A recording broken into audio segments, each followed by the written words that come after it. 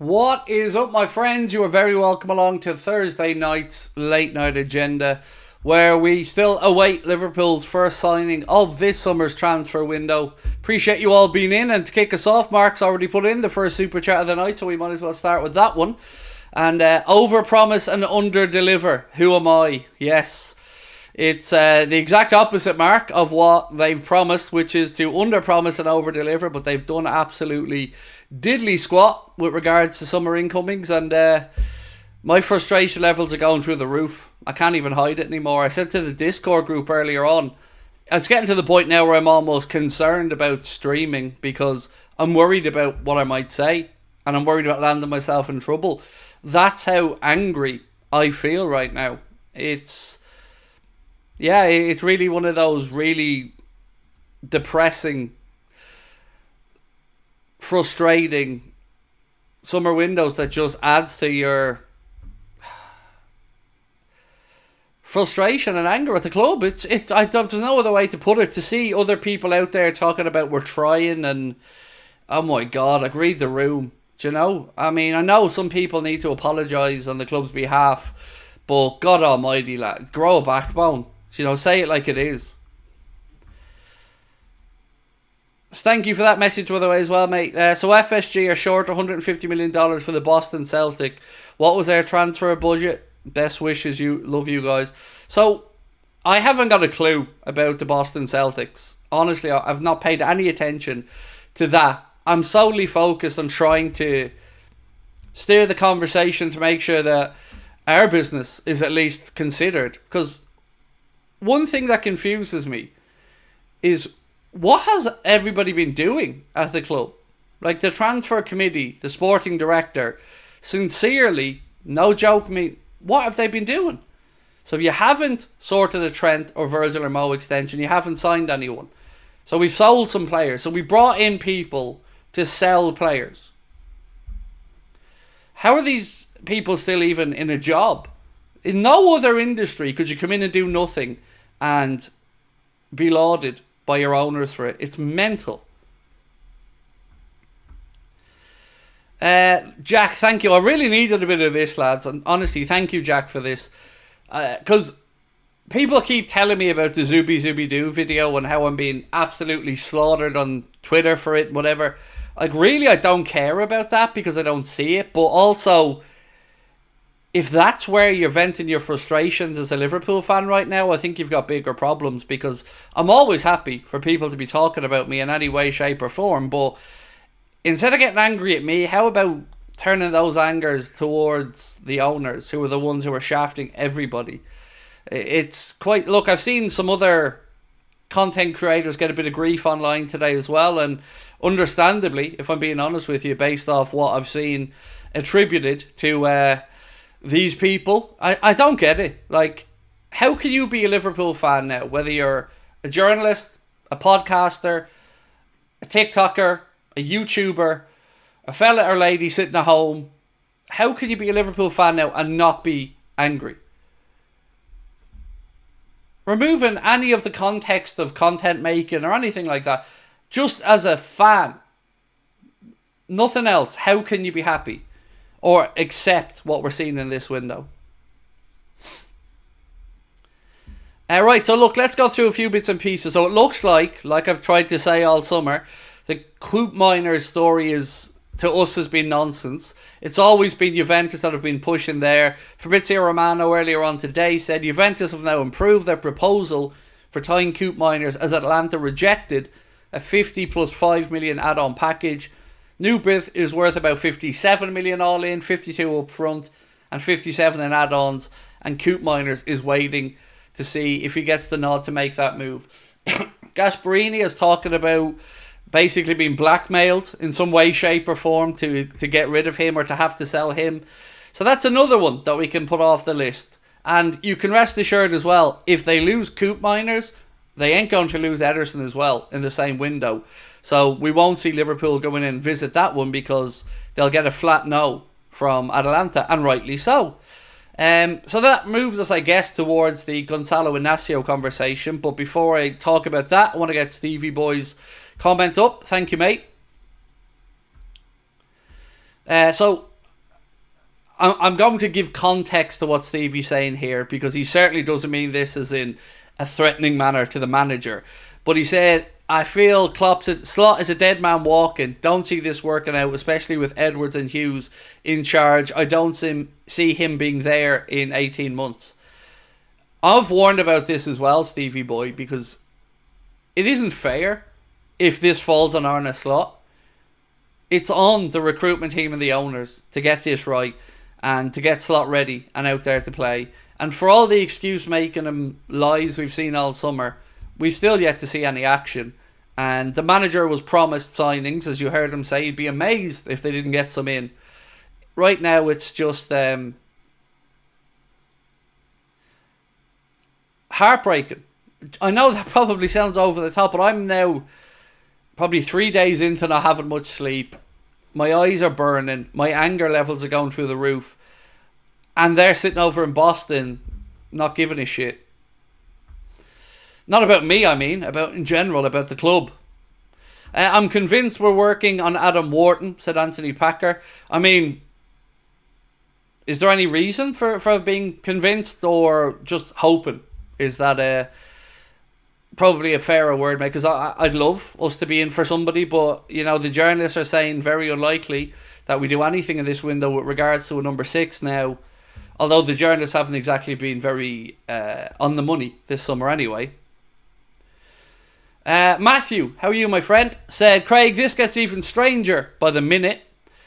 Stranger, more annoying, more embarrassing, all of the above by the minute. You're right, because we are now halfway through the last month of the window. We have 2 weeks and a day left in the transfer window, and again, nothing. No signing. More sales on the horizon, and we'll talk about that as well.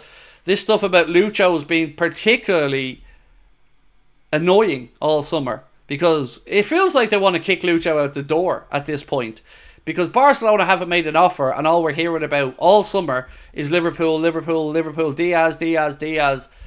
Even now, let's say they do make an offer, and let's say it's even a number Liverpool are happy with. Are any of us of the belief that we'll go and have a replacement ready to go if we sell Lucho? So we don't want to have another window where Lucho gets sold and then we're all just sitting here going, oh, surely they have a replacement lined up, like when we sold Coutinho, but we didn't. That's not going to work in this window. They're weakening us instead of strengthening us. Manchester United, I was watching Sky earlier, 150 million spent in this transfer window. Liverpool FC, well, we've made money.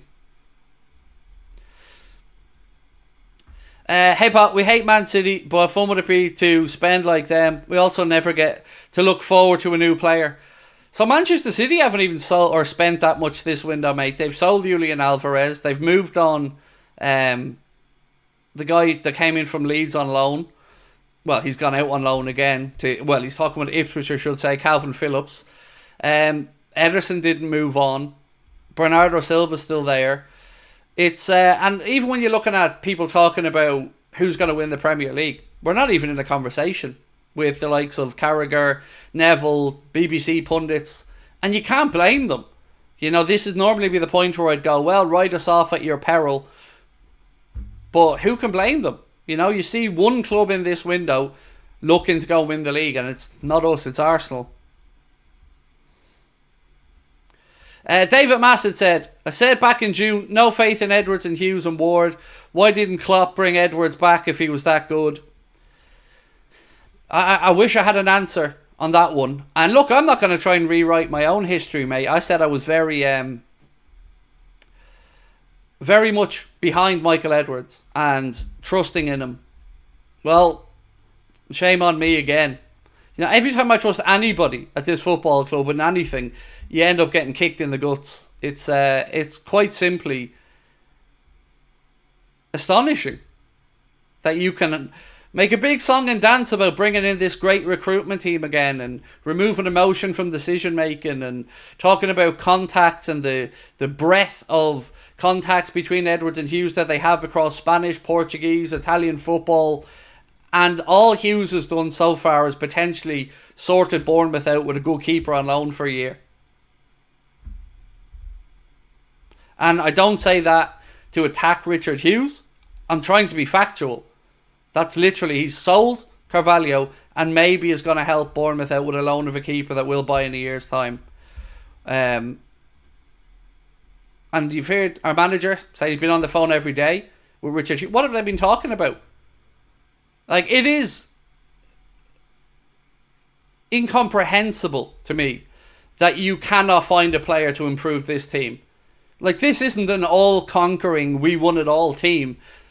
This is just either over-picky or lying. Because it's, well, like, the Echo tried to put this out to say, and let me read it out to you because I am, honest to God, sick of them. I'm sick of them. I don't know who they represent.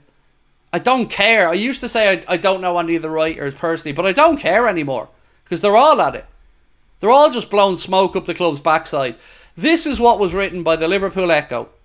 Liverpool couldn't justify spending £52 million on Lenny Yoro last month because they felt he would be their fifth choice centre-back. Now, I'm going to give you some context on why I'm angry about this. One, that's nonsense. At the very least, he's fourth, maybe third, but certainly don't be including the likes of Joe Gomez in there ahead of him because we don't really use Joe Gomez at centre-back too much. And also, and I mean this sincerely, how can you justify that statement and then tell us that Liverpool are on the lookout for generational talents? Any generational talent that we're going to buy is going to be a young player who has to develop. So by their own rationale, that player isn't worth bringing in because they wouldn't immediately start. It's like they've twisted every which way just so they get their balls tickled by John. It's an embarrassment. You're an embarrassment. Who do you represent? It used to be that the Echo was brilliant. You know, James Pearce, good journalists on there. Nowadays, they are the apologists in chief for the owners. And if you dare go onto the site and try and comment anything negative, well, your content will be disabled very quickly. Who do they represent? The city or the owners? Because it is honestly embarrassing. I'm not from Liverpool, but if that was my local newspaper and they were continuously just defending the lack of spending, despite what they've written themselves, it's quite simply a joke.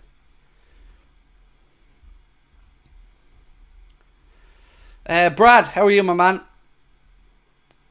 Evening. Did we get the young lad from Chelsea? We spoke about that a little bit yesterday, Brad. Apparently it's done, but nobody's allowed to post about it. According to that LFC Academy page, we're told not to post anything about it, but it looks like it is done. Certainly have no indication to believe it isn't done. But as of right now, mate, we haven't even had that announced. But if their plan is to try and drag that out towards the end of the window and make that as some kind of yay, whoopsie moment, I mean, for the love of God, lads, stop it.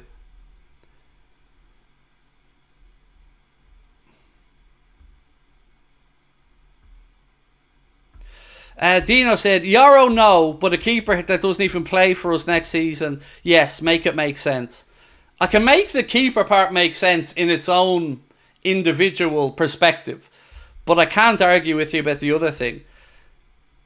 So when Canade picks up an injury this season, or Gomez has a shaky game at centre-back, and we have to run Van Dijk and Kwanzaa into the ground, will we all remember this? That we were told we didn't sign Lenny Yoro because he'd only be fifth choice. I mean, stop it. Stop it. Are you not embarrassed to write that drivel?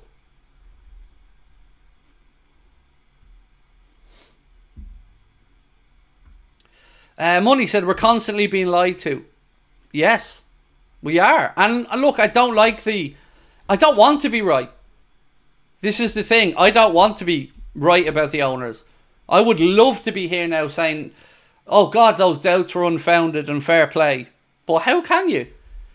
We kick off, the Premier League itself kicks off tomorrow with United in the opening game. We kick off at 12:30 on Saturday. And let me tell you the plan. The plan will be, hope we beat Ipswich, let that goodwill by a few days, then some progress on the Trent contract extension perhaps, your announcement on Rio Nyamoha, and maybe, just maybe, one incoming. And somehow the Kool-Aid drinkers out there will lap it up and ask for seconds and tell us all about the master plan and their secret genius. Meanwhile, those of us that live in reality are sick of it.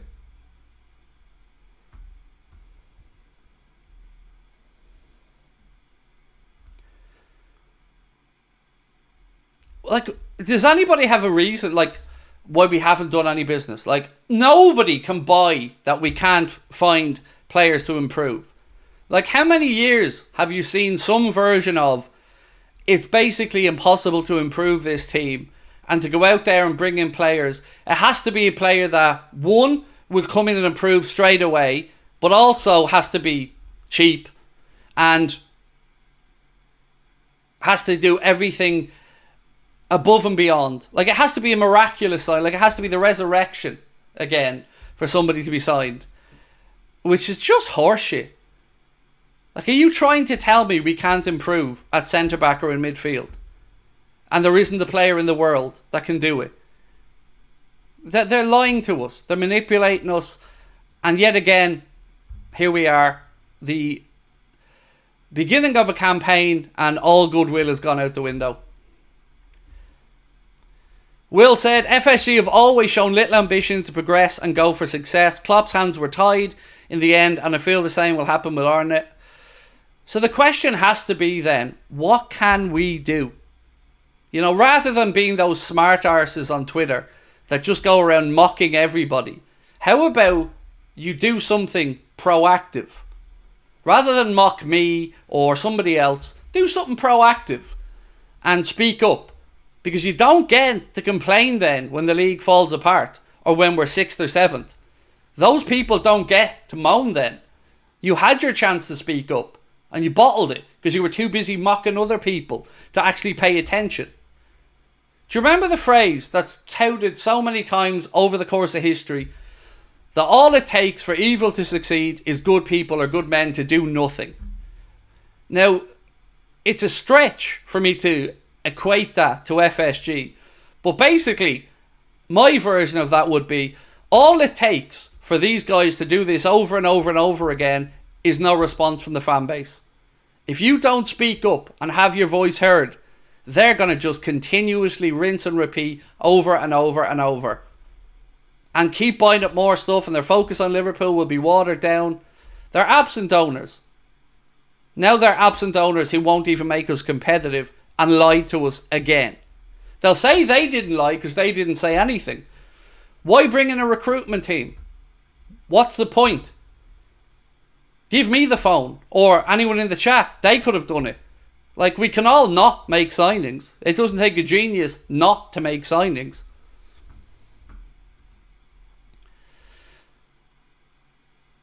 Acentino said, I've been saying all summer they're getting rid of all Klopp players. That includes Trent, VVD, Salah. They want a full refresh. Well, Edwards was very much the reason Salah came in.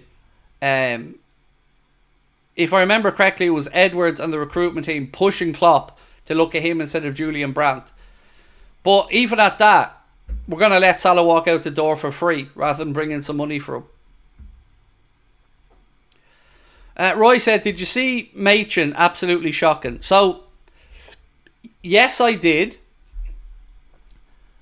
I made a promise that I'm not going to go in on anybody with regards to fan content, because each to their own. How can I delicately put this?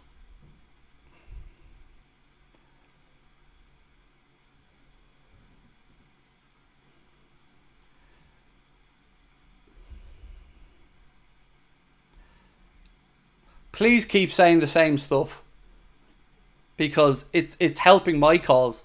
So if that's the view that you really have, keep saying it and watch Anfield Agenda continue to grow, because somebody has to have a voice for the fans. And I know I might not have been born in the city of Liverpool, but I think it's fair to say I've tried my best to stand up for the city of Liverpool and its fan base. at my own expense, because I'm blacklisted, I'm off in the wilderness, I don't get the opportunities, the freebies, the stuff that others have gotten. But I know when I go to bed at night that I can sleep soundly, and I know that I'm expressing how I feel, whether that's embarrassing, angry, happy, whatever it is. My conscience is clear. Can everybody else say the same? From a journalist perspective, from a podcast, video perspective. I think fans are starting to see through it. Genuinely, I've been looking at a lot of platforms over the past few weeks, and I think a big section of Liverpool fans now are starting to see who's really just a mouthpiece and who actually cares. You know, we'll all agree that everybody involved wants Liverpool to win games of football. That's a given. But what did you get into this industry for? You know, was it to parrot the club's opinion, or was it to share your own love and joy of the club? Because if it's to share your own love and joy of the club, part of that has to be holding people to account when things aren't right. And part of that has to be calling out the structure at the club when it's wrong and they don't do their job. I refuse to believe that people can actually be happy with the status quo. So I'm not going to go in on Paul or Chris or anyone like that, because I just want to do what I'm doing. But I would say I don't think it'll work out too well, because people see what's going on now, and people see that it's very clear the owners don't give a shit.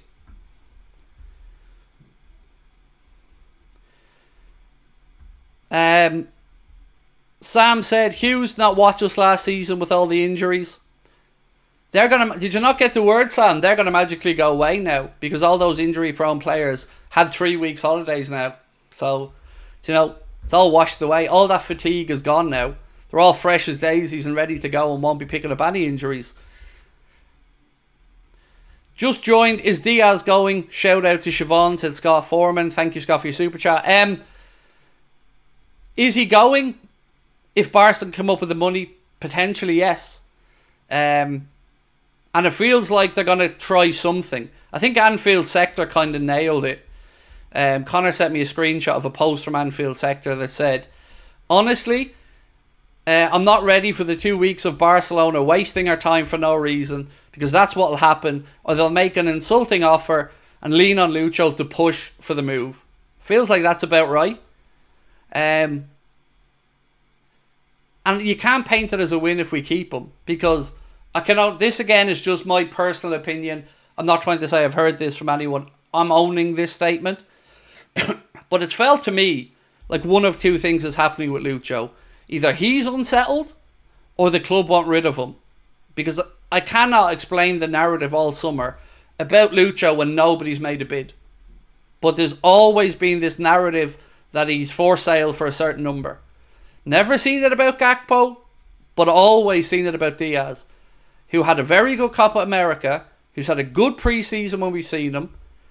I've never understood it, but it certainly feels like, to me, the club are trying to ease him out.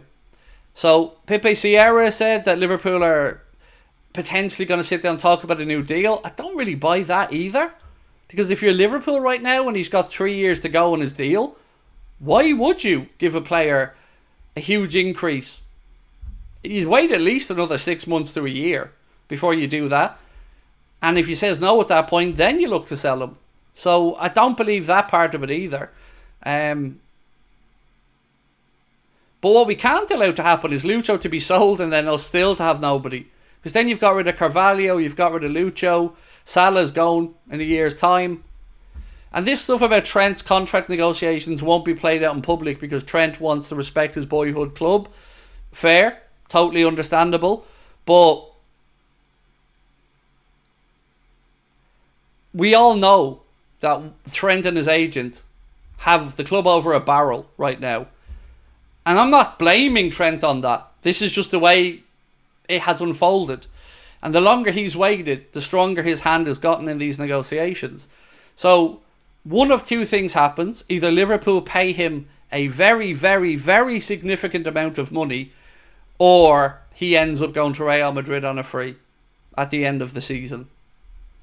I know which one I want, but I don't want the overpaying, because he still has some proving to do at right back under Arne Slot.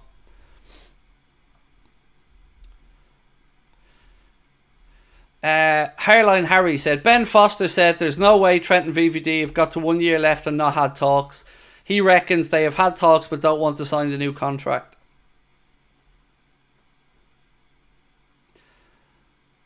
So I guess my answer to that would be, how do the club think this pans out then? From a PR perspective. Like, allowing Trent and Virgil to go and Salah to go after this summer, there's no fixing that. There isn't. With all the goodwill in the world and all the great promises that are going to be made, there's no fixing that. There is no coming back from allowing all them to walk out the door for nothing. It's just backwards all the time. Don't trust Hughes. He took Ibe, Smith and Solanke to Bournemouth. It's only Solanke who did well. Also, make money with a sell-on from Solanke. Well, yeah, we did. We made, I think, about 8 million from that one. This one from TAA66. Craig, I'm annoyed that we ain't made any signings, but I do think we'll be okay. We got a lot of players coming through and depth on the bench. No, we don't. We don't. Love the optimism. Obviously, you're entitled to your opinion, and you're somebody who's always got a nice comment and always in the chat, but we don't have the squad depth. I can go through the squad for you in a moment, but that squad depth isn't there. And with regards to the youth coming through, Trainioni, Clark's going, Vandenberg's going, a load of them out on loan. Nobody's ready to come in this season and help out. So how does that help us in this campaign? I don't understand that. But again, I respect that it's your opinion. The LFC pundit said, LFC owners are a laughing stock, circus show. Yep, they are. Now, there's another super chat I want to get to, but I want to just go back to the squad, because I did say I'd touch on the squad depth that TAA66 was talking about. 1 second. I have a list here of our actual squad depth. And it ain't great.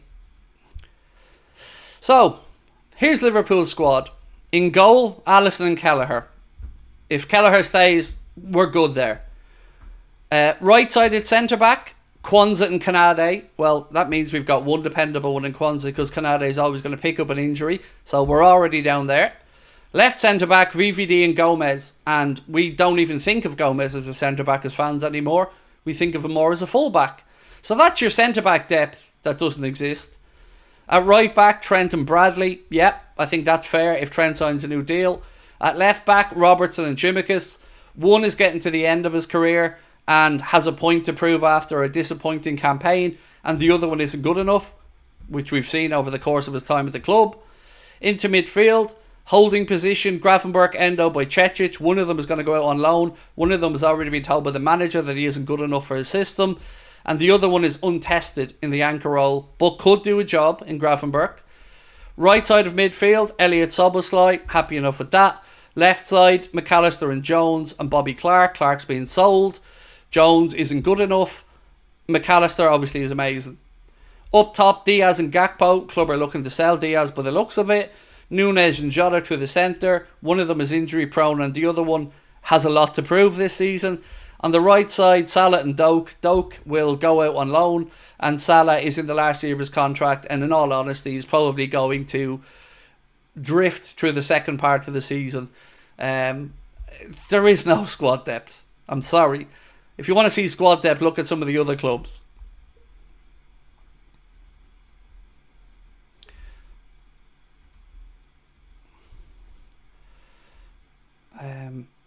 This one. Asantino said all of them will get sold in 2 weeks. That's another thing I can't get, mate. Let me bring that back up on screen. This is another thing that I can't figure out. Why the sale of all the promising youngsters? Like, why reward Bobby Clark with a new deal and then sell him very quickly? Where's the sense in that? Like, Clark could have done a job this season. Trainee only physically isn't ready yet, but we'll get there. I don't and like the belief that we could actually even sell Doak for the right number. All of it confuses me, and it's not going to show ambition to anybody who's looking to come into the club either. Murph said, "Keep telling the truth, Craig. Somebody has to do it." Thank you. Again, I'm not trying to say I'm some messiah of knowledge, but I try and state the obvious. And the obvious is, mate, as you've said, there's too many people covering up for the owners. Right across the board. And that's not healthy. And I'd like to think fans won't forget. Dual Master 7, Craig Klopp signed nobody in his first window to evaluate the squad and still reach second, give it time. Yeah. So, one second.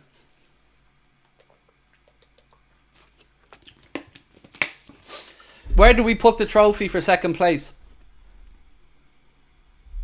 I haven't seen it yet. Where is it?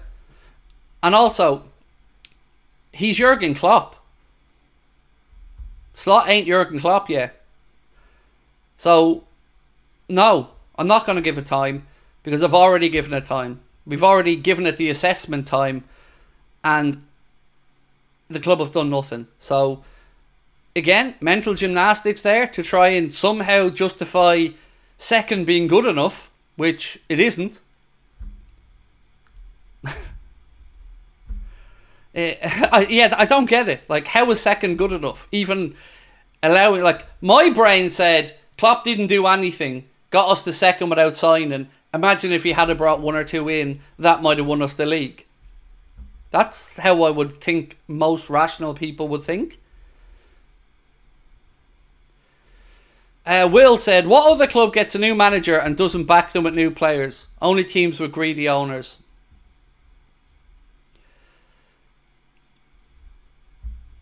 United have even backed the manager that they were nearly sacking only for they couldn't get a better replacement with 150 million's worth of signings. And they finished, what, 8th?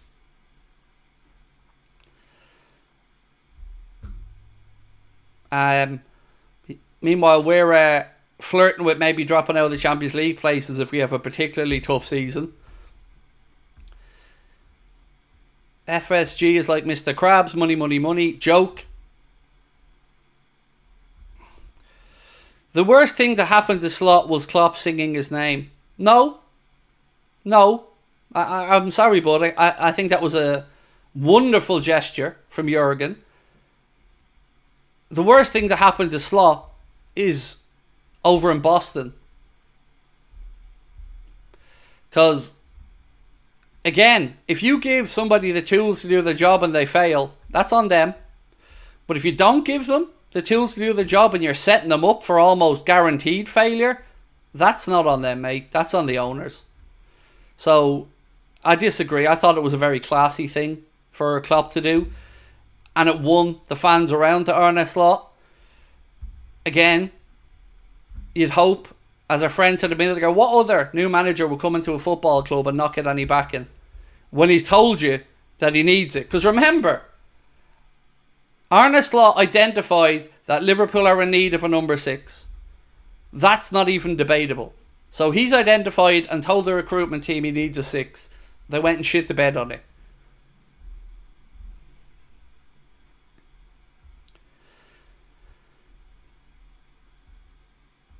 Second is funds for the Champions League for next season. It is nothing, hence why teams want to get top 4. Exactly.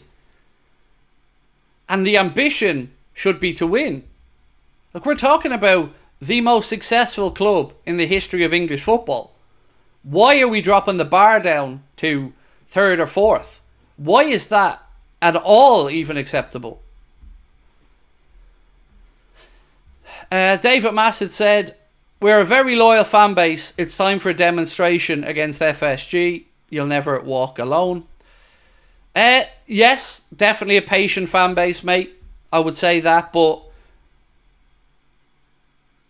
look at FSG's history in the transfer market. There's patterns of how things have been promised and not delivered, or how when we've spent money, we've usually recouped a good chunk of money. There's no excuse for this window, having spent nothing and made a ton of money and saved a load of wages. They can't lie to us. They can't tell you anymore the wage bill's too high, because you can't do that and brag about saving money on the wage bill at the same time. We know Salah's contract's running down and he's going to be off in the summer. That's another $350 a week. Melissa Reddy's little inclination there about building a big squad again next year and a whole spine being put into the team. Again, too much to do in one window. You don't want to rebuild a team bing bang bosh all the way through in one window. You want to do it over time. Strategically, give them time to settle in.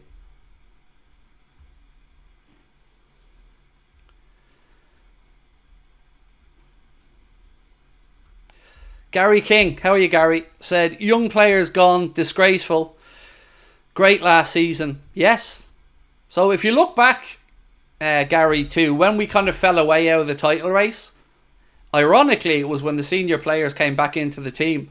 The youngsters kept finding ways to win and bail us out. And it was only when the senior pros came back that we fell away a bit. So here's how I see Liverpool Football Club right now. You've got young players who are disillusioned with their situation and are being publicly posting about it to show their frustrations, angling for moves away, some of them. You've got your captain, your vice captain and your highest goal scorer in the Premier League era doing nothing, sitting there seeing their contracts dwindle down, and we're supposed to believe these guys are going to give everything. Would you? Seriously, I wouldn't. They're not going to be going out there to run through a brick wall knowing that they're not going to be there next season. Some of them. On top of that, you've got the look that this shows to the world, that Liverpool's owners don't want to win, aren't ambitious. In no way is this positive. In no way is this going to unite a fan base or put the fear of God into anyone. Just get it done. Sign the players we need.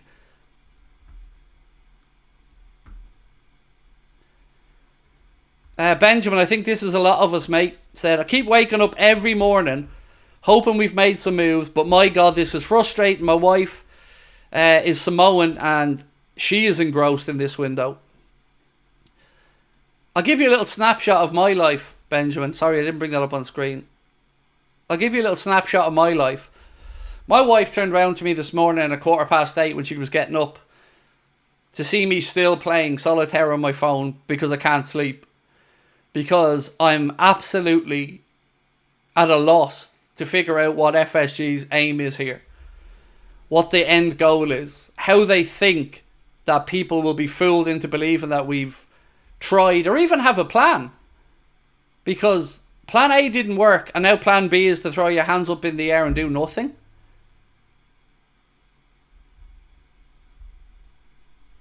I'm genuinely at a loss. I went to Discord before I came on about an hour ago and said, I'm worried about streaming because I'm worried what I might say. I'm worried that I'll go too far in my anger and start getting personal and I don't want to do that because I don't want to embarrass my community. But this is deceit on a level I don't remember. Honestly, it's every year.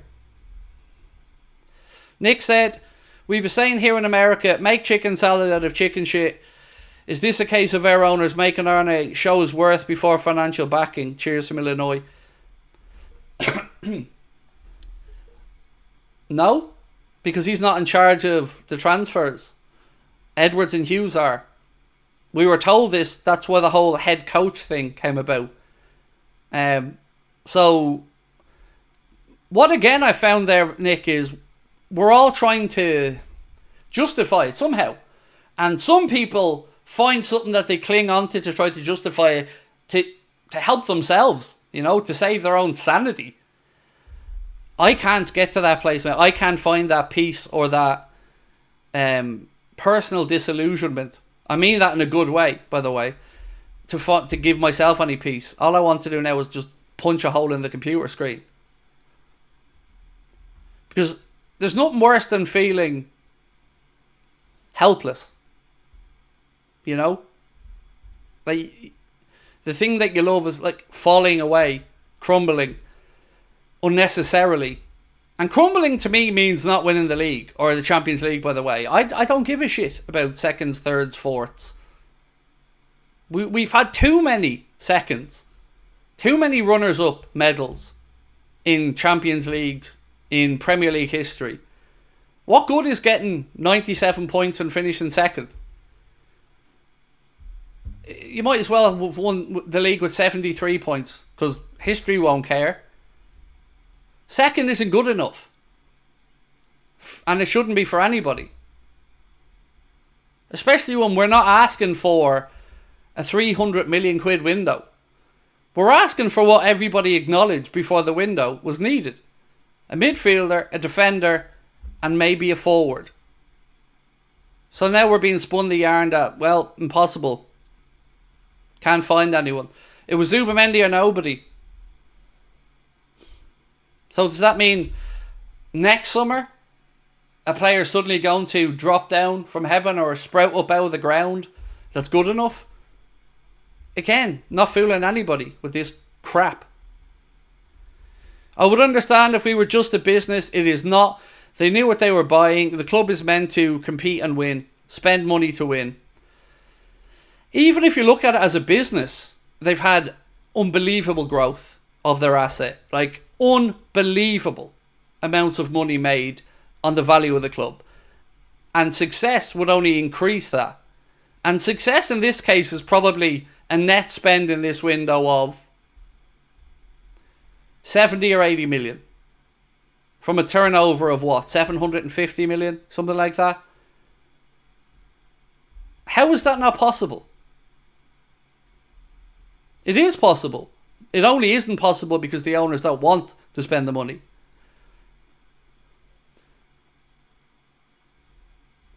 Nathan said, it's crazy to think that we've all done this window is strengthen Bournemouth. It makes no sense. DCP said, honestly, what can we do? These owners know fans are in love with the club and want to back the club, yet our owners do not care about fan loyalty.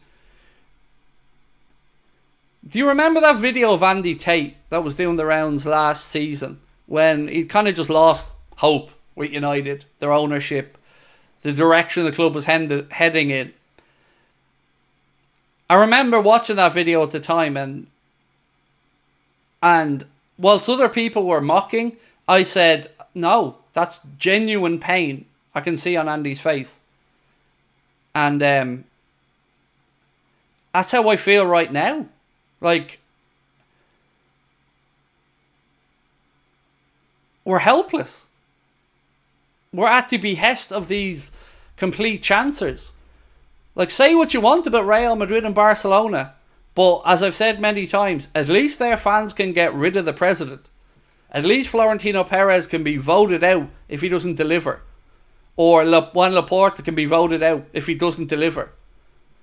Not much we can do about this other than have to all take time out of your own personal lives to go out of your way to protest or embarrass John W. Henry, Tom Werner and FSG into doing the bare minimum.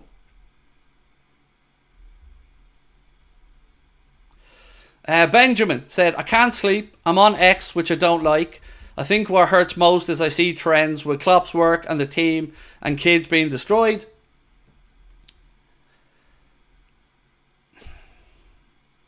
Yeah, I think a lot of us, mate, are in the not really sleeping well because I feel a bit dumb. I feel a little bit dumb because I remember doing a stream at some point in July And I said, as bad as these owners are, I don't think it's possible, and I would guarantee anything that we'll make a signing or two this summer. Even they wouldn't have the barefaced cheek to not do anything in this summer. And now I'm sitting here a month later, embarrassed for myself that I even gave them that much of the benefit of the doubt, because I should have known better. Did I bring this one up? Slot in an interview today, don't need signings. Did he say that really? I know he did an interview with TNT, but... And he's always said he inherited a good squad from Jurgen. But if he said I don't need signings, and again I haven't seen the interview, well then he's lying flat out if he said that. Which I don't believe he would have. Let me say that. Yeah, because he's already said we need signings. Like, we know he thinks we need signings. Right, a couple of things, my friends. Do, by the way, if you haven't, drop a like for me. Remember, we're on this great run of hitting 1,000 likes on every stream. Tomorrow's going to be my day off, so I'm not going to be live streaming tomorrow. I have to take some time to not stream for my own sanity, because I'll say something to one of you guys or something that I'll regret and I'll end up being deplatformed. So I'm not doing that. So I'm going to take tomorrow off. I'm going to record a preview which is going to come out tomorrow. But I'm not going anywhere for the minute. I'm not trying to say that. But if you can, do drop a like. Hit the subscribe button as well. Thank you to everyone that's helped us go past 270,000. And as soon as I have an update on the date that these tickets are going on sale for the Liverpool show, because so many people are asking me about it, I'm just waiting for confirmation of when they're going to go on sale, and then we'll let you guys know. But everything is booked in, and we're good to go for November the 15th. Let me just get this one up. Love the name, mate. Love the name. It's certainly something that John has a pair of by not signing anybody in this window. Because to do that and sit back and watch the fan base, you'd want to have a version of your name. Even Domino's on Twitter are mocking our lack of signings. Feckin' Domino's. Yeah, and we're sitting here now as a club giving United encouragement to think, oh, well, we could break back into that top four this season because Liverpool are doing nothing. Spurs have even gone out there and spent 65 million on a striker. Like, everybody around us is strengthening. Chelsea, Aston Villa, Newcastle are still trying to sort out a deal for Mark A. And we're sitting here trying to be convinced that everything's okay. That everything that we were told we needed 3 or 4 weeks ago, all of a sudden now, with a little bit of revisionism, we don't need anything. And we should all be happy about that. They don't care about it. It's all just about making money, said David Massett. Yes, it is. So they're going to hope we beat Ipswich, so they'll buy themselves a few days of Liverpool fans at least being distracted by that win in the game. Your networking, thank you for your super chat, said Ipswich agreed. Sammy Smodics tonight, somebody I think we should have been in for. Watch him cause some big issues on Saturday's game. God help us. They're also going to bring in Calvin Phillips on loan, I think, by the looks of it as well. Harry Klein said, watch us sign players on day off. Thanks for the streams. If we sign anybody, day off gets cancelled and I'm straight on, mate. Don't worry about that. Roy Patel said, League 2 teams spend more than us. 55 million net spend in 2 summers. This was meant to be the big rebuild, plus 3 on last year left. Yeah. Exactly. Right, so let's get into some of the news. So, is it Ojogo? Yes, a Portuguese outlet called Ojogo have said there is a possibility that Sporting Lisbon will sit down and negotiate a price of £38 million for Gonçalo Inácio, despite having a £51 million release clause. Inácio's agent, who is in England now, I think he was sorting out Bruno Fernandes' contract extension at United, is expecting an offer soon from Liverpool. Again, here's what I don't understand. Outside of Richard Hughes and Michael Edwards, Spearman and a lot of the others were still at the club last year, I think, if my memory's right. Well, at least Hunter Edwards or Hunter Fallows and some of the other recruitment team were. Why has it taken, if we want to sign him, another year of looking at him to go after the player that we all knew about last year?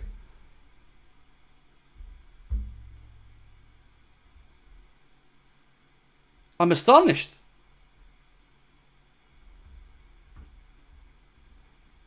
I feel like a broken man at the minute. Genuinely, I feel like a broken man.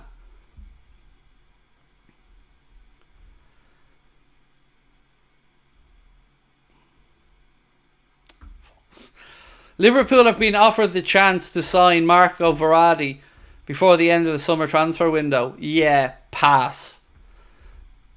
Why would Liverpool go and buy one of the most injury-prone players who's not wanted over on the other side of the world? That would just be... even talking about that is nonsense.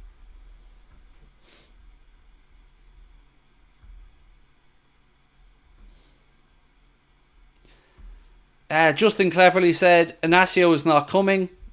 Again, I'm not saying he is. All I'm doing is reporting what's being reported in the media. We do have Lucas Stevenson's going to go on loan to Dundee, according to The Athletic. So that'll be another youngster out, at least getting some experience. Sepp van den Berg is apparently attracting interest from Bayer Leverkusen. This piece here from Kicker in Germany say the Xabi Alonso side are keeping an eye on him and that they may make a play for him before the window closes. So that'll be a little bit more weakening of the squad there if he gets sold without any additions.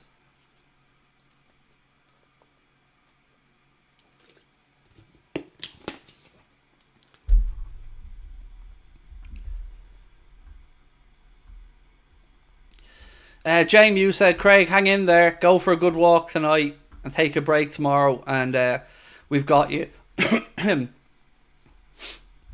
It won't make any difference, mate.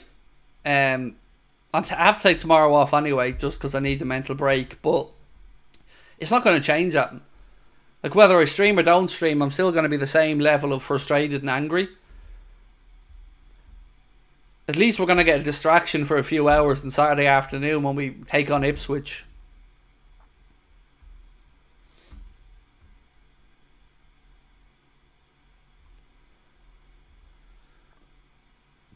Did Hughes forget we have Champions League?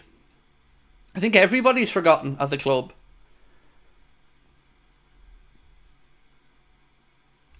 So our biggest signing this summer has been a bottle of Lucasade and a Husqvarna lawnmower.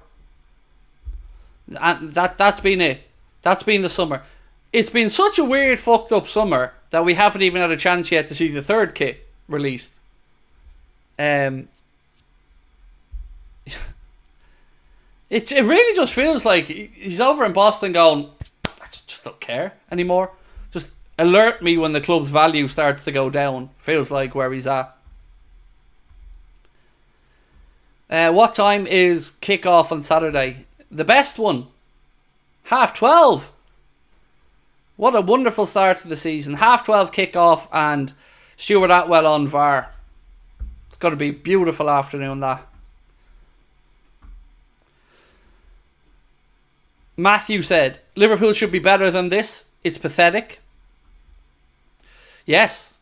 So can I ask, because I'm not on X or Instagram or any of those platforms, what is the feeling online? Like, I can read the Echo comment section, I can read the Athletic articles and see the comments in there and try to gauge some opinion, but honestly, what is it like online? Are fans truly annoyed? Are FSG getting pelters? Because they should be, on both counts.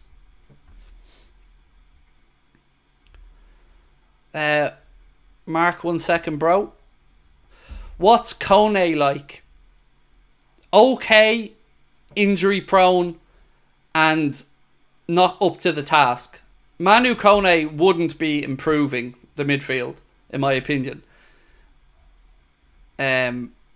And again, he's available for cheap as well. Federico Chiesa is now not even allowed to train, apparently, with the Juventus first team, as they look to get rid of him. Right, so, feeling online is FSG out overwhelmingly, said Brandon. Very angry, said Michael. What do you mean you're not on X? Then whose account is that on X?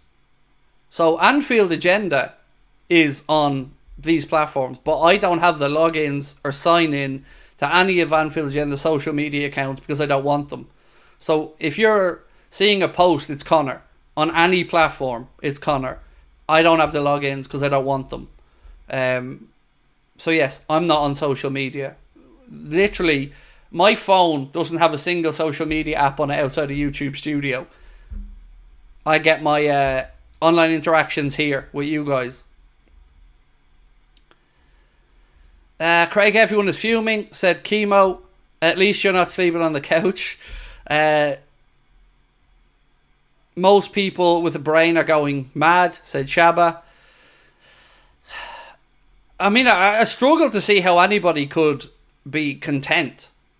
You know, you can see, okay, maybe make the best of a bad situation. Maybe, you know, football doesn't mean the same to everyone. Some people can compartmentalize stuff and go about their day. Some people, it means everything to.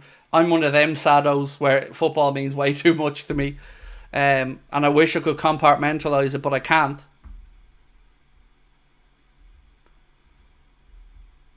You forgot Taylor Swift as well. And Pink. Didn't Pink have a concert at Anfield as well over the summer? So yeah, you Taylor Swift and Pink. More money in. Jack, how are you, my man? Said, Spurs fan here.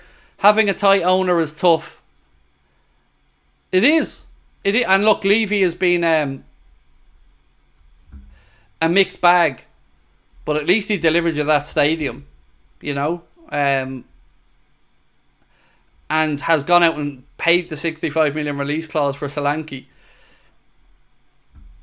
You know, we're supposed to be one of the biggest clubs in world football, and we can't convince a 25-year-old Spanish lad to come over from Sociedad to join us.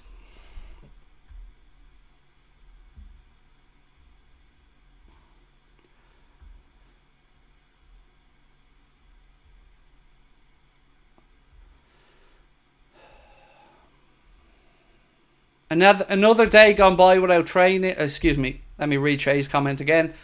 Another day gone by without signings, but it's okay because FSG saved us. Yep. I think at this point, Shay, they have to be trolls. Those people that are saying these type of things. They can't. Nobody's that stupid. I refuse to believe that season ticket holders are happy with this dross. Or local scousers are happy with this draw. I refuse to believe it. Because nobody I met when I spoke to them at our shows was happy about the lack of business. Not one. Man, woman, child. None of them. 768 likes, my friend. So we've 232 to go. If you can help out, do drop a like. Right. Keith, thank you for your super chat, my friend. Keith said, Craig, if you can find an advertisement that American TV includes the FSG Sports Finance Department, it would explain the whole lack of spending. I was sick looking at it. It's do we need to spend? Well, yes, of course we do. Now, I'm not having a go at you there, mate. I'm just rhetorically answering that question. Yeah, we need to spend. Of course we do. And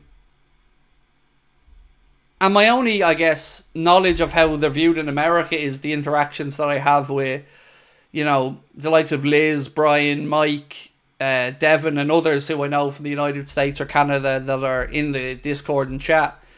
And there's not many of them that are happy with the owners. I mean, LFC, Brian LFC, who you guys know from the channel, always drops in, extremely generous. He's a Bostonian. Well, he lives in Boston, I should say. He's from New York, but he lives in Boston. And he despises the way FSG do business at the club.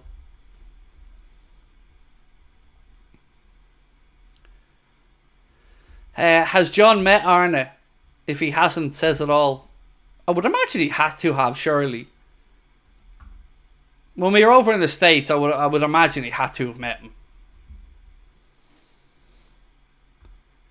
Would you take Ryan Cherky at Liverpool? I don't know enough about him, George. I know he plays for Lyon, but other than that, mate, I don't know too much about the guy. At this point, would you take Schmatka over Hughes?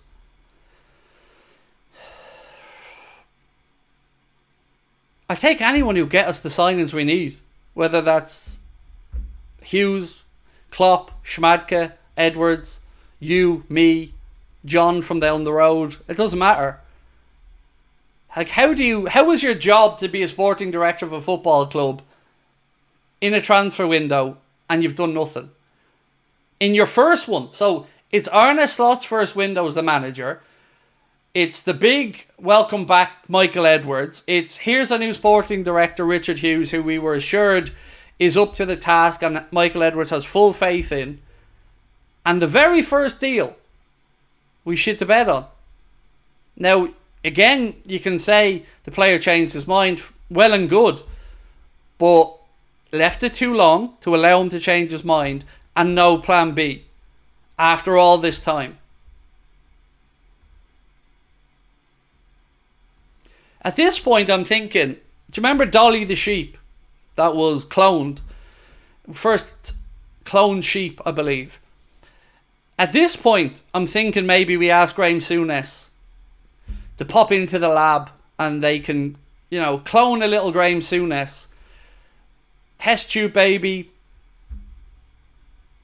Wait for him to develop.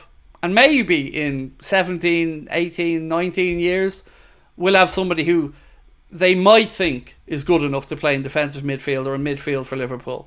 That's the best way I can think about this. Thank you guys for your super stickers or your super chats. You didn't put any comments in, but I'm just going to bring them up on screen to say thank you anyway. I cut my fart said, support Slot guys, FSG is screwing him over. Well, I am supporting him. I've been saying all summer I don't want to see him scapegoated. I like Arne Slot. I believe in Arne Slot. But I also believe that the squad isn't good enough to win the league as it sits.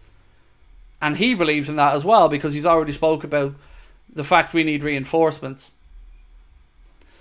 So they can't ask us to believe something that they don't believe.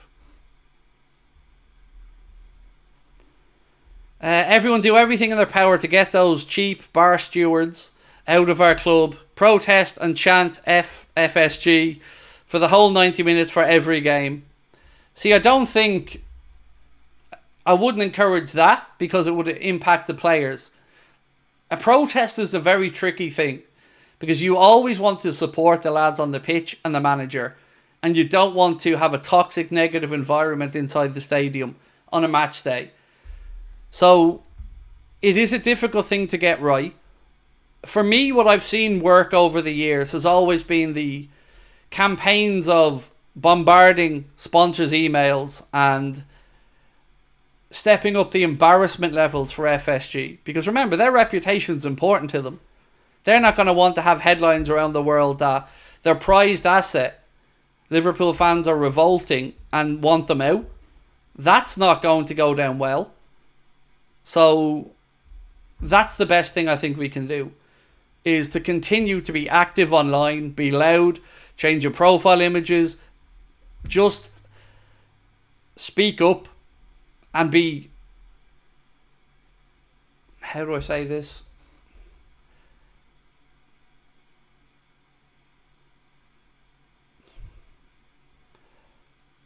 Be firm but not toxic. Mr. Ipswich Town, how are you, my friend? Said, I'm nervous and excited to be playing you on Saturday. We brought in Phillips and Schmadtke on the way. Hope we don't get swept by you. Love from Galway. Well, firstly, mate, welcome back up to the Premier League. I don't think it's going to be an easy game for us on Saturday. You know, your first game at home, back in the Prem. Wishing nothing but the best, by the way. It's great to see you guys back up, but of course I want to win on Saturday. Yeah. Even thinking about doing the preview later on, like, I'm so angry. I'm just so angry. 12:30 kickoffs are 6:30 a.m. here in my area, said Nick. The games dictate my mood for the rest of the day. Yeah, I'm called plastic even though I'm up early to back the boys. I know people like yourself, Nick, who get up at that time, drive to a bar or restaurant where somebody opens it up at 5, 6 in the morning, serves breakfast, and people watch the game together. And they're told they're not allowed an opinion sometimes because, as you said, plastics, who've never set foot inside Anfield. I wouldn't do it. Well, half of them do. So that's why I've always been a very vocal supporter of fans who feel disenfranchised, because you shouldn't. Back to haunt us and bite us in the ass.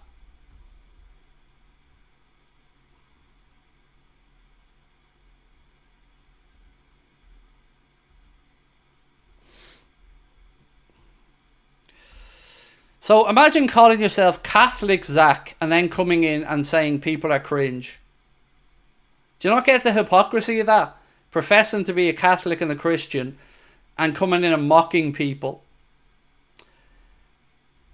Kind of showing yourself up to be a hypocritical asshole there, my friend.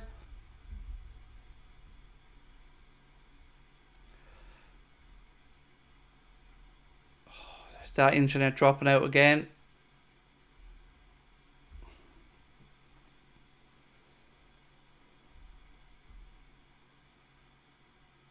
Sorry, I'm just freezing here while I'm waiting to see if this refreshes.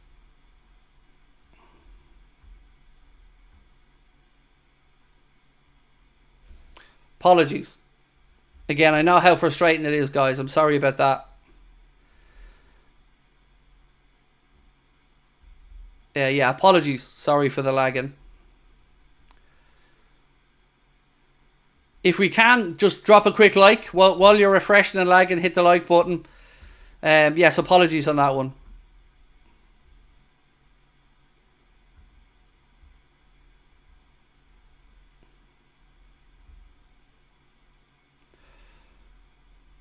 I hate these owners, said F1892. I don't think you're on your own, bro. I don't think you're on your own with that hatred.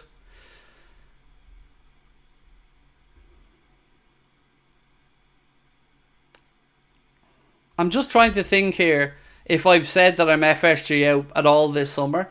I don't think I've said the words FSG out once, you know.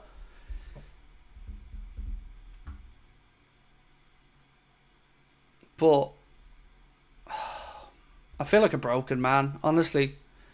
I sit here and barely able to comprehend what's going on in my own mind at the minute. I'm just so angry. Benjamin, thank you for your super chat, bro.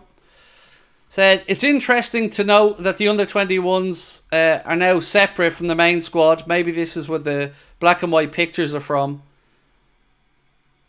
Well, wasn't the whole point of the new training facility that they were all under the one roof? And that pathway was there for them to develop and get opportunities to go up there and train with the first team lads.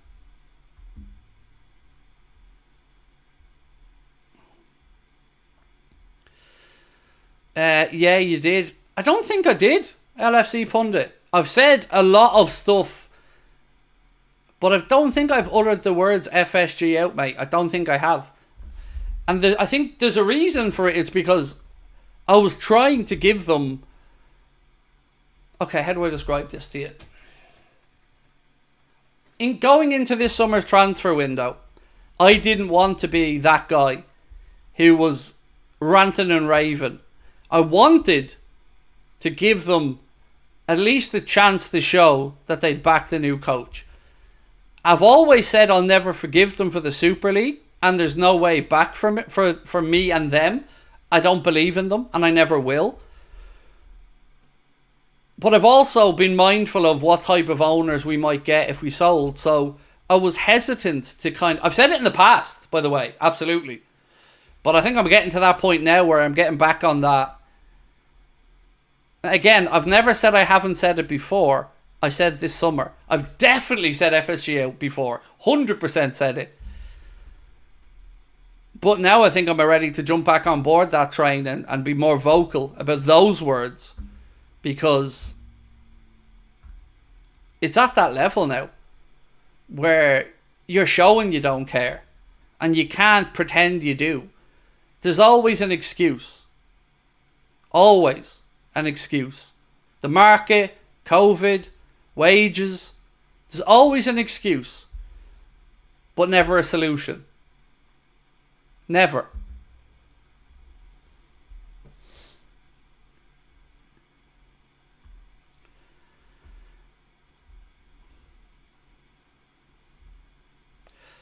Will there be a match preview? Absolutely, bro. I'm recording it after this stream and it'll be out tomorrow at midday.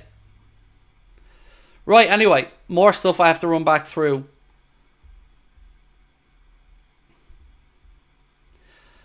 Another report from a different outlet in Portugal, this one was A Bola, said that the agent of Bruno Fernandes and Gonzalo INACIO is currently in England and Liverpool may hold conversations with him about INACIO. For now, those discussions are said to be formal, though excuse me, they still remain interested in a swoop for the Portuguese international. I don't know what you'd be waiting for, like, at this point. So, I guess it's time to ask that question. Will we make a signing? Any signing? One sec.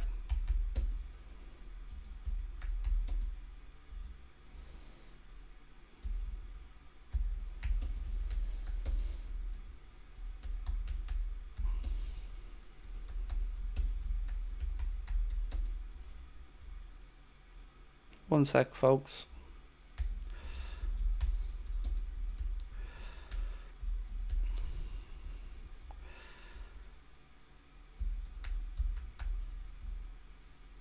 Right, so I said, will LFC make any signings this summer, not including Georgi Mamradashvili?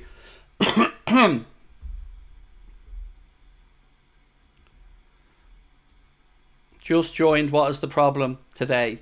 Same shit, different day, Sebastian. That's the answer to your question, mate. Same problem we had yesterday. Actually, do you know what? Same problem we had June 15th, 16th, 17th, 18th, 19th, 20th, 21st, 22nd, so on and so forth. Till now. Rinse and repeat.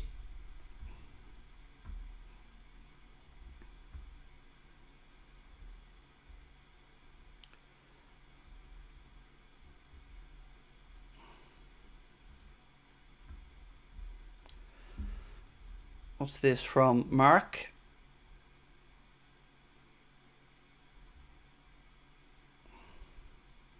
So Jack Lusby said, contrary to the belief that Arne Slot has binned off the Liverpool Academy, the entire under-21 squad was called to train with the first team on Thursday.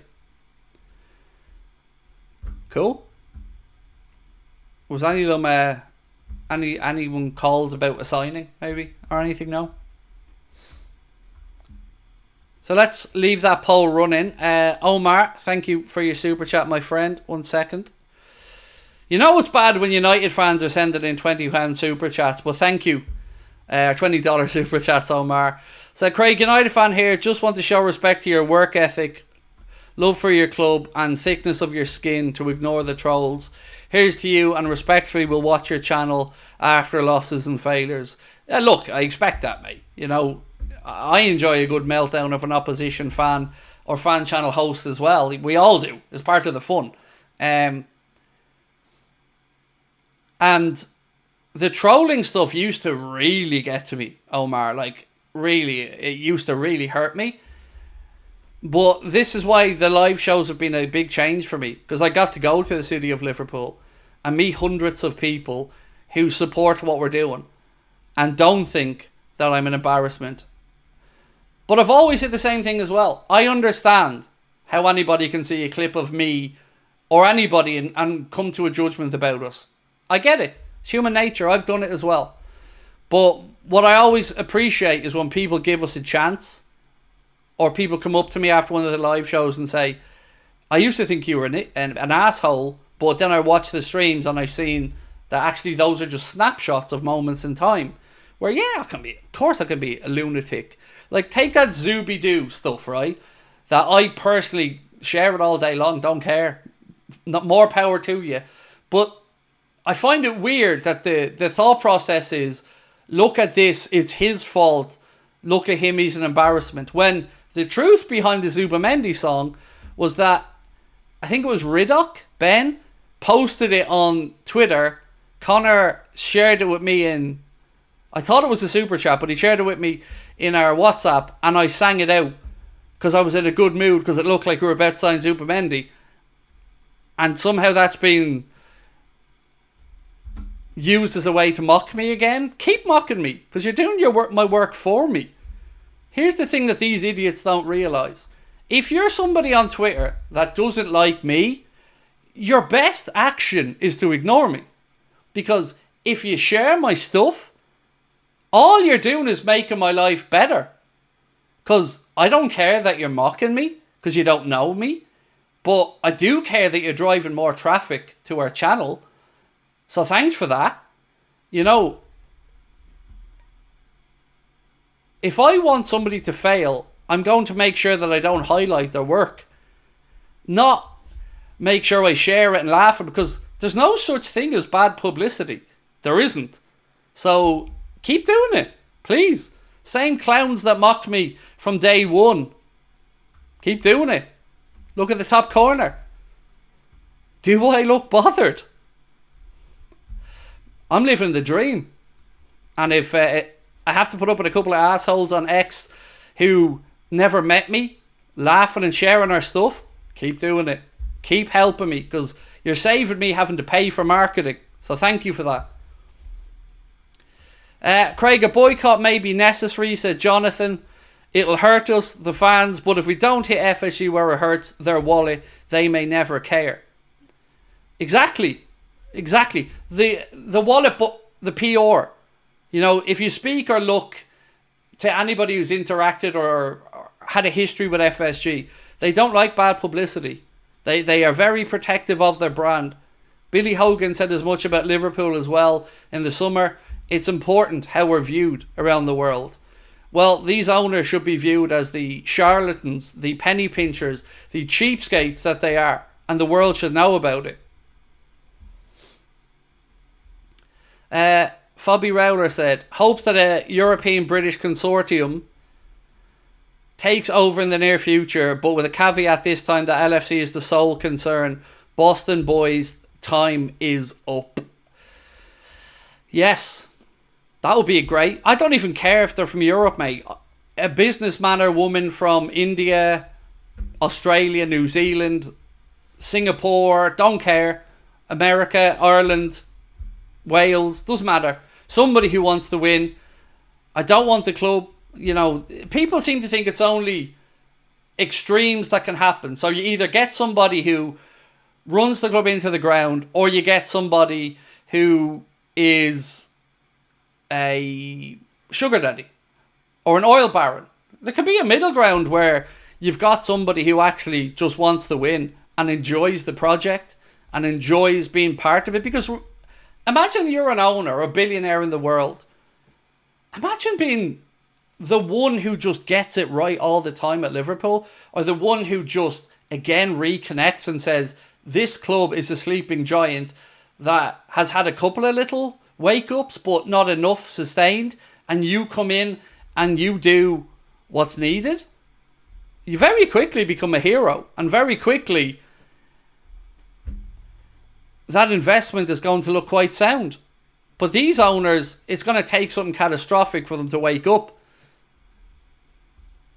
And by catastrophic, I mean multiple seasons outside the Champions League, sponsors walking away, revenue, television revenue declining. That's what it's going to take. Which is also unnecessary, because we're 2 or 3 signings away from being realistically challenging. Banshee said, sorry mate, I brought that up and then took it back down before I read it. Hate that we still don't have a signing. We're trying to stay positive for who's still here. Who do you think is in for a great season? My money is on Maka. I think Soboslai could have a good season this season. Started really well for us last year. Fell away a little bit and looked jaded and exhausted by the end of the campaign. So I'm hoping him and Harvey Elliott have big seasons. Are we going to sign Mamaradashvili or not? Can't say for certain, because I don't know the answer for certain. But it certainly looks that we're planning to.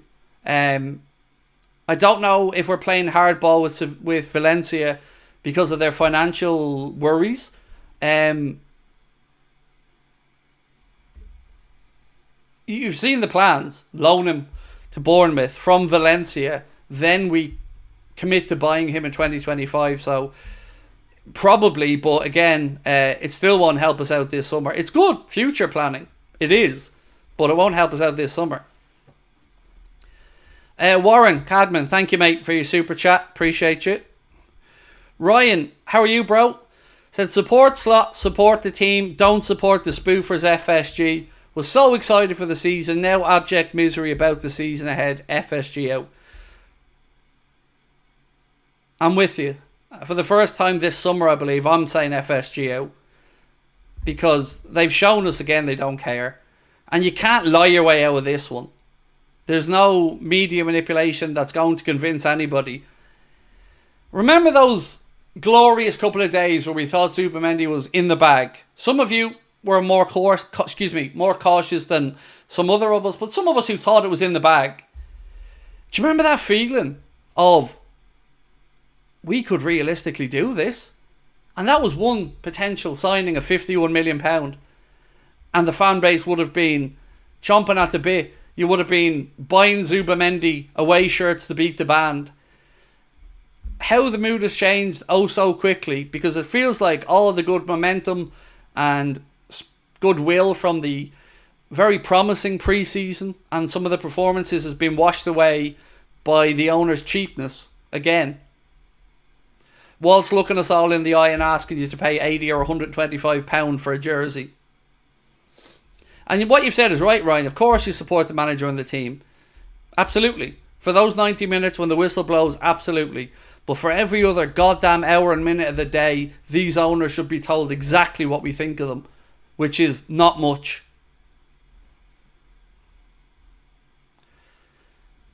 David Massett said, you're a lovely guy I got to meet in Liverpool. Thank you, mate. It was lovely meeting everybody over there, and I can't wait to come and meet you all again for the show November 15th. We've the musical act we're bringing across this time, he's going to get the place bouncing. So there's going to be Paddy Doyle lashing out the music, 45 minutes of him. Then we're going to have a 20-minute stand-up comedy set from Carl Porter. And then I'm going to bring it home with an hour and 15 minutes of whatever the hell it is that I will be classed as. Feels like FSG are rickrolling our fans daily, said Mark. Sometimes I wonder, do they know that we can look back over reports in the summer to see everybody and their grandmother saying that 3 signings was the obvious, 3 signings was the expectation, 3 signings was what was going to happen, 3 signings, and so far it's nothing. Nothing.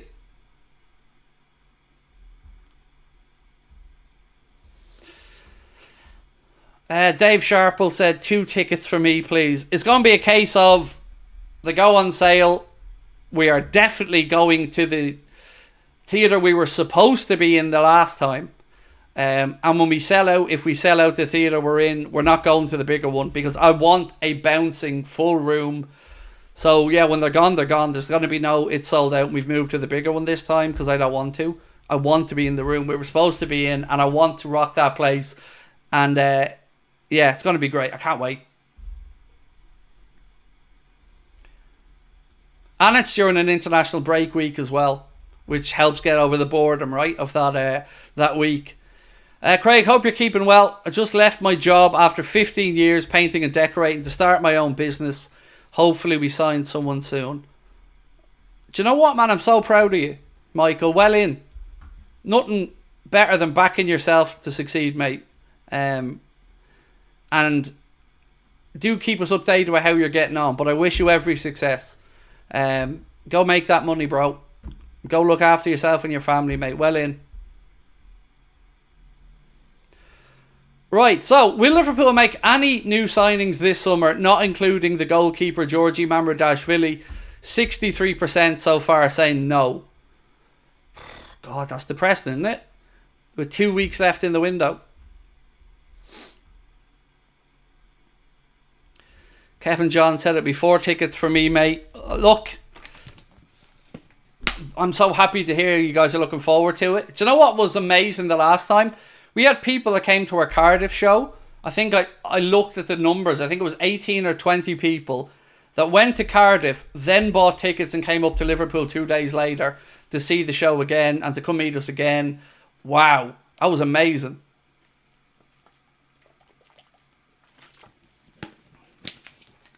You know what I'm walking out to this time? I've decided. Because I didn't have a walkout song the last time in Liverpool, but this time I'm going full on Kendrick Lamar. They Not Like Us. That's what I'm walking out to this time. Because they're not. It's special. Being in our Liverpool community is special. And they're not like us. And they don't know what it means to be like us until they're in there. And that room, if I could have bottled that energy and that love for everyone, it was a special night for me. I don't think I've said this to you guys yet, but when we finished the Liverpool show and I went home back to the house we'd rented in Liverpool, I actually had a little cry in a good way, because that show meant so much to me to get people's approval of, you know, because that was the one that every other show built up to, that one, and to feel the kindness I felt, it was like a release of I guess emotion and adrenaline. And that's why I'm so excited and say, fuck it, let's go back again then. Let's do it again.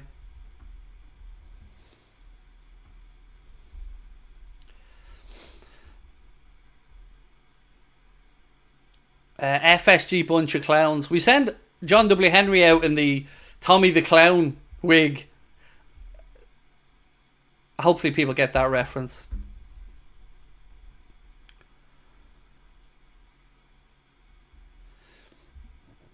Will this be your last? No.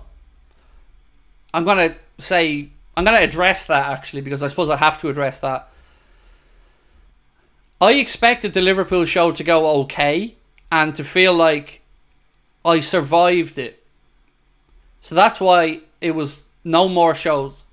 Because I thought I'd survive the show, but I didn't think I'd enjoy the experience. Every minute of it I enjoyed. But I never felt that way in Dublin, in Belfast, or in Cardiff. So what I'll say to you is the only live shows that I'm ever considering doing will be back in Liverpool, because that's where I felt like I belonged. That's where I felt myself. So yeah, I hopefully do 2 every year in Liverpool, maybe 1 winter, 1 summer, but other than that, yeah, that'll be the end of them. No, only Liverpool.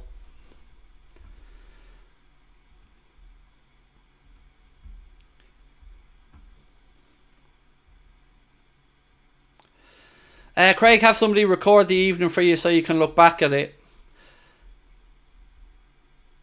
Might do. Certainly want to take it all in again. So I might sit there and watch the first parts of the show with everyone. Because like I didn't get to see Carl Porter's set the last time because I was waiting backstage to go on. So this time I might sit there and sing and shout with people while Paddy Doyle's playing his guitar and singing. And I might stand there and watch Carl when he's doing his thing. Because it was just amazing. Sorry.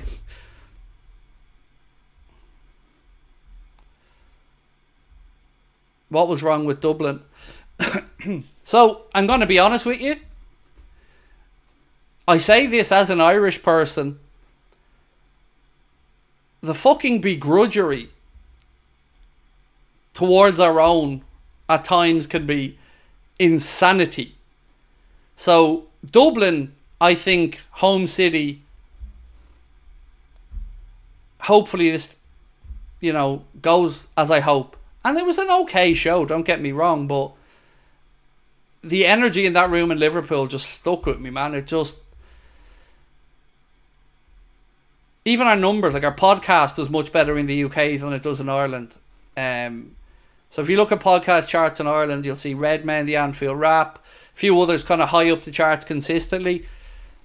And then you look at in the UK, people seem to appreciate the content we make more.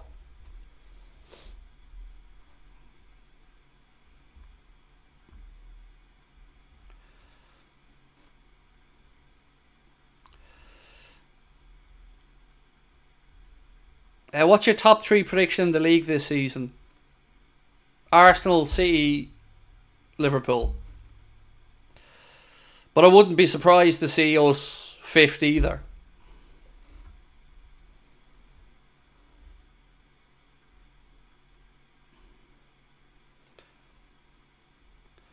Why doesn't the Anfield crowd protest against FSG? I mean, it's very hard to speak on behalf of everybody. I guess in these things, it's very difficult to find a consensus a lot of the time. You know, with the Hicks and Gillette situation, everybody knew the club was needing new owners. Like, it wasn't even up for debate anymore. So that situation forced itself. The Super League was one of those rare, beautiful occasions where all of football just came together. Even though there were some people that like to still talk about the greedy Big Six and all, together everybody was like, nah, we're not having this. So we need something to form a consensus, because extreme views won't cut it. We need to all meet somewhere in the middle and have a civilized topic and conversation about this. But I don't know how the likes of Spy on Cop or Spirit of Shankly or the Cop feel about this. I don't know. I don't get a chance to interact with many of the power brokers. Would that be the right phrase?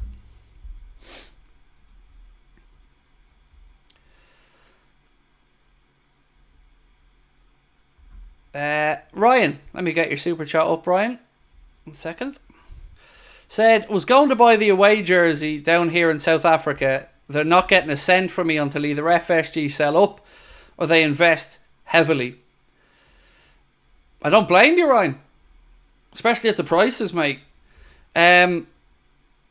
Marcus said, we still have a big chunk from last season, which has given me a glimmer of hope, but there is no way people within the club can say we need more. Well, yes. You know, I look at this as the difference between surviving and living. You know, if you're getting through day by day in life and you're just keeping yourself above water and you're just about paying your bills and keeping the wolves from the door, we all feel like at times that way. We're just surviving, right? We're not living. We're not sharing the lived experience. We're not enjoying what life has to offer. That kind of feels like how we are now as a football club. We're surviving rather than expecting. Daniel Small, welcome to Anfield Agenda FC. My friend, thank you for your support.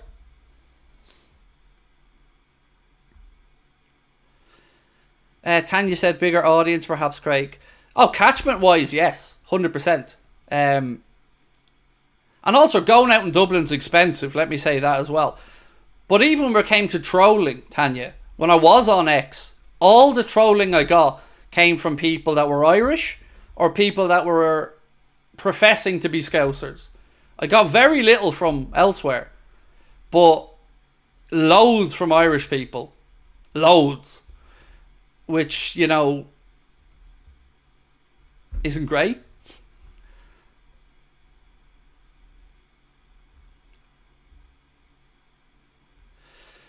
You do know the goalkeeper on town is signing this summer? Yes, I know, mate. We've spoke about it on the channel.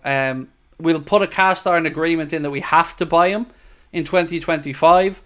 But the reason we can't buy him and loan him to Bournemouth is it's against Premier League rules. You can't buy a player and loan him out to another Premier League club in the same window.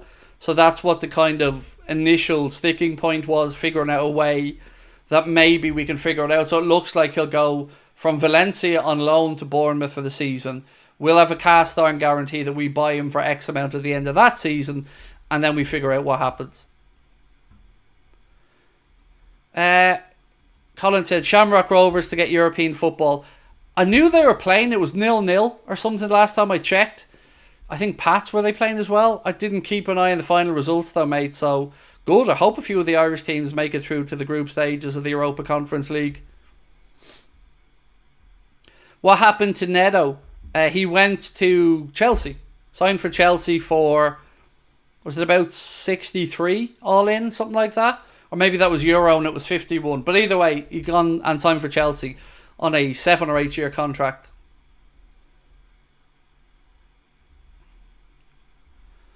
Rovers are 4-2 up in extra time. That's class. Nice. Ella said, I really hope they don't. I get that, Ella, as a Bows fan, but surely for Irish football, Ella, you want to see the league represented in the Conference League, because I know I certainly do as an Irish person, regardless of the fact that I class myself as a Shelburne fan.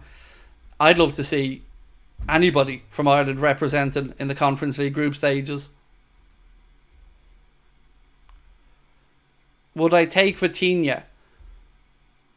I don't know enough about him to give you an honest answer. So right now, Ederson I would take, Adam Wharton I would take, De Jong I would take, although I know his wages make the deal impossible. His injury record's not that great either. I just very much disagree with this whole feast or famine stuff. You know, it's either number one or there isn't a human being that can do a job.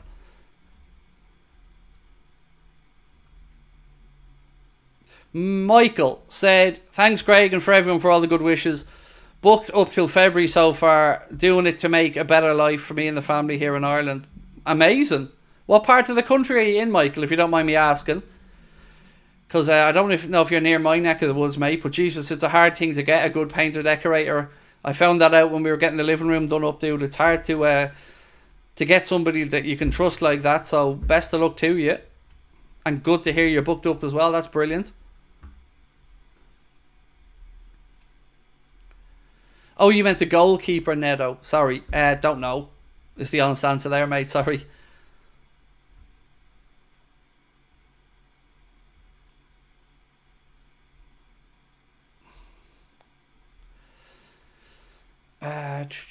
Brighton have a new manager, is 31 years old, and they've had the most expensive window ever. Yeah, exactly. Like, it's very difficult to look at the owners not back in slot and to think that they have faith in them, right? It is very difficult to because I wouldn't feel supported if I was on a slot. Yeah, I wouldn't.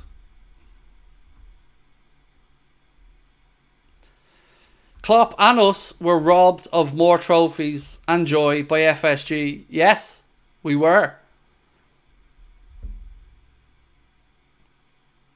Like, let's push aside the signings just for a second. If you're Trent and Virgil right now, how are you feeling?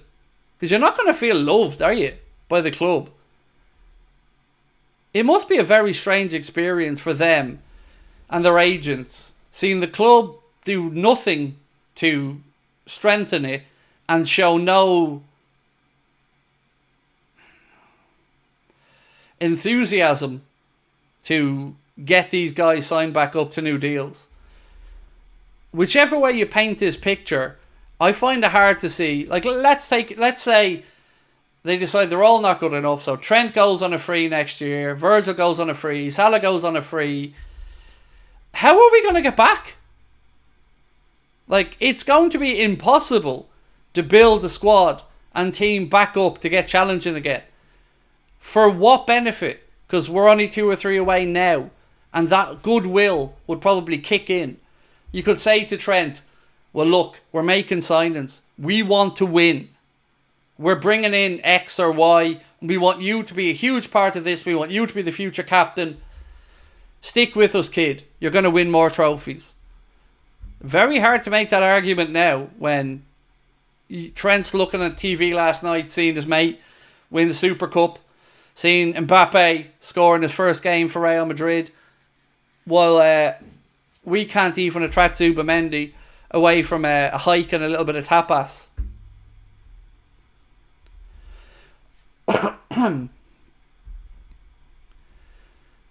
Jack Dempsey said, feels like Arna is being set up to fail.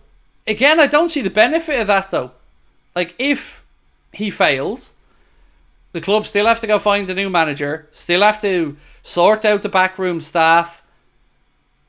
and still won't have sorted the point that they'll be losing money because they won't have that Champions League money. There's no benefit to that either. You live in near Trim, County Meath, nice one. Little bit too far for you to be coming out to my gaff, mate, to do some work. Wouldn't be dragging you all the way across. That's why I was asking, by the way. Always handy to have these contacts in the future. But I sincerely, Michael, I wish you nothing but the best, bro. I'm well proud of you, honestly, for going out there and having a go and doing it for you. Sure, you might as well be doing it for yourself, mate, you know? Nobody cares as much as you do about your own company, mate. So you're damn right. And I'm so proud of you, honestly. I love it. Go do it, man. Make that money. And yeah, well in. Romano has said we're still working in the market. Oh, well, that's all right. That's brilliant. I probably won't even have to have a wank tonight. I'll be so relaxed. I'll just go to sleep. Just knowing that, like, we're working on it. So what was all the fretting for? Oh God, that's brilliant. I'm so relaxed now. Probably cancel my holiday as well. Don't need to unwind or anything now. I'm so calm.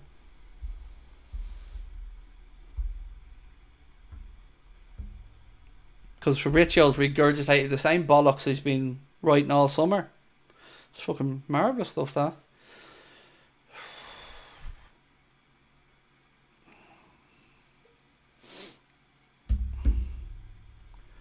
INACIO news. So a couple of reports from Ojogo and Ebola, who are two different Portuguese outlets, said that with INACIO's agent, who also represents Bruno Fernandes, being over in the northwest to negotiate for Fernandes' new deal, which he got at United, that there is talk scheduled about INACIO and Liverpool. That's the story. That you might be able to get him for basically what his release clause was last year, about £38 million, against what it is now, which is I think about £51 million or €60 million.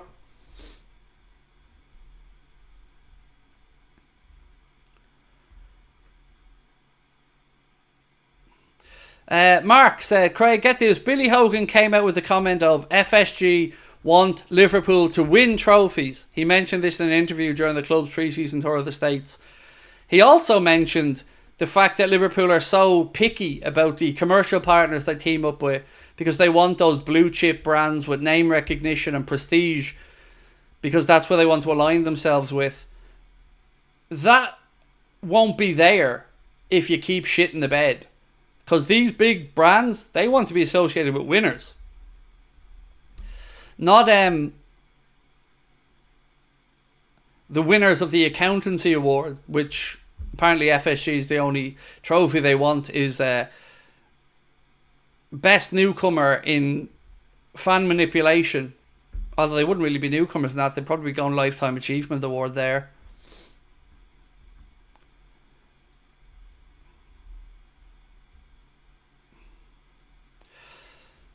We must still have the 100 million from the Caicedo offer. Well, we did spend some of that, let's be fair. We signed Gravenberch and Endo after that, so we did spend about half of it.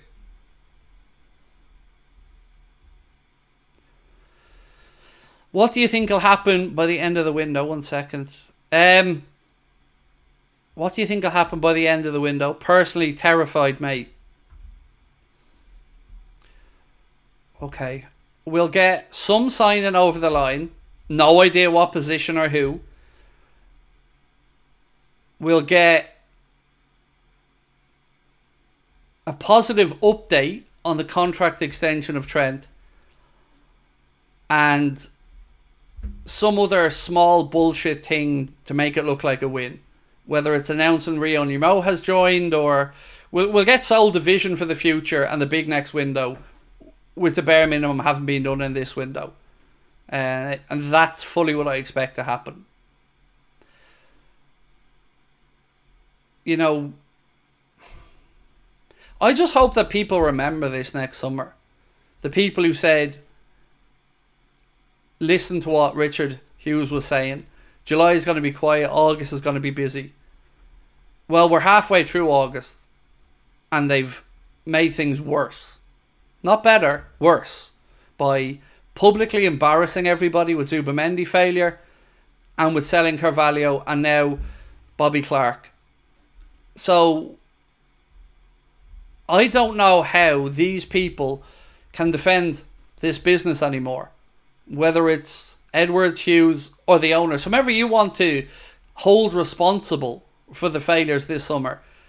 You can't tell us all next summer again to be patient, the window isn't over yet. That attitude of the window isn't over yet is the very reason they've been able to get away with this shit year after year.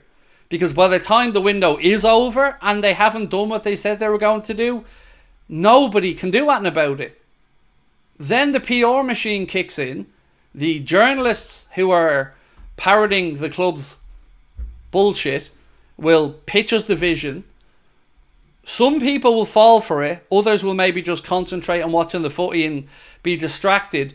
And then the next window comes and we'll get to January isn't a window that Liverpool like to do business in. It's a desperation window where clubs have to overpay. So we'll get that for January. Although we'll also have has Mohamed Salah signed for Saudi Arabian side yet? Because that's going to be what your January is going to look like. All talk of Mohamed Salah and where he's going to go, which somehow I'm supposed to believe won't be a distraction for the rest of the team or the club. All these things, I don't understand how I don't understand how people don't see it coming. Like, I'm telling you now, that's going to be January. Watch as we all have to see the whole situation with Mo in Saudi Arabia play out. Where is he going to go to? Will somebody come in for him? Will Madrid make a play? It won't be any good news for us. It's going to be another kick in the nuts that'll be dragged out. And it will distract everybody between January and the end of the season.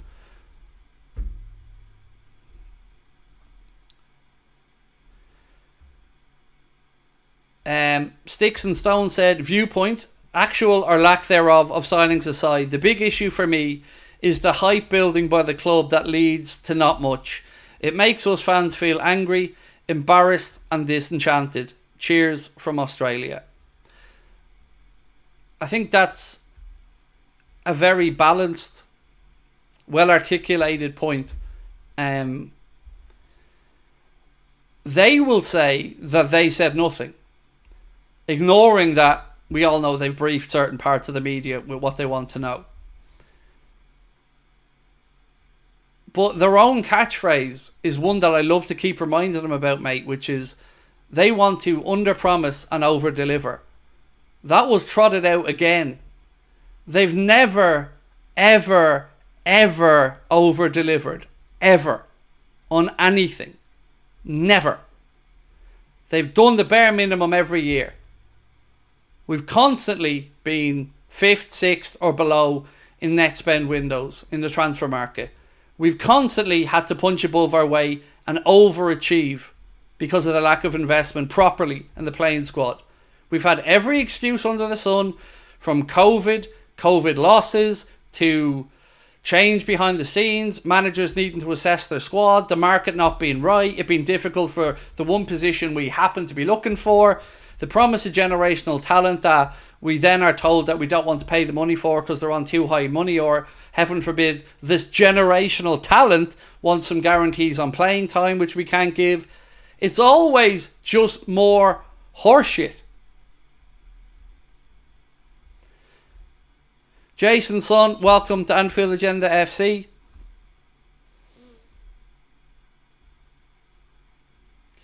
Yeah, more of the same. It feels so bad to feel so helpless.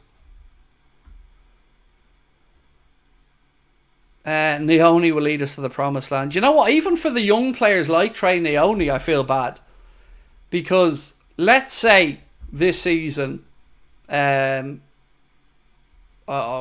say, I don't want to, somebody picks up an injury in midfield and Trey is being pushed in a little bit ahead of schedule. And like any young player, he'll go through an up and down. Some good stuff, some bad stuff, some mistakes. I don't want his confidence knocked, his Liverpool career jeopardised because he was rushed when he wasn't ready. Nor do I want to see trainee only with messed up knees and ankles by the age of 28 for being overplayed and pushed too hard too young? The whole point of having kids like trainee only and these youngsters is to introduce them at the right moments. A little taste, remove them away again, debrief, more football with the 21s, maybe a loan, and put them in when you have the chances to not have them judged. Put them in alongside a mixed team in a League Cup or in a dead Champions League rubber. Not when it matters. Because if it works, great. If it doesn't work, then you've just destroyed the confidence of a fledgling young footballer who shouldn't be in that position.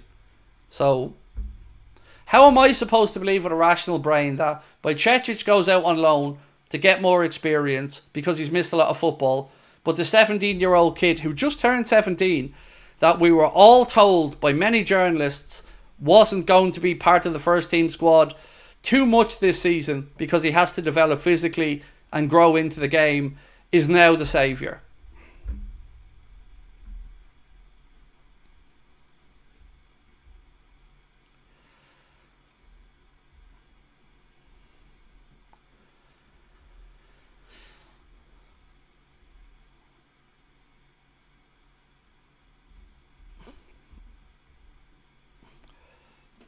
Here we go, Mamardashvili. Yay.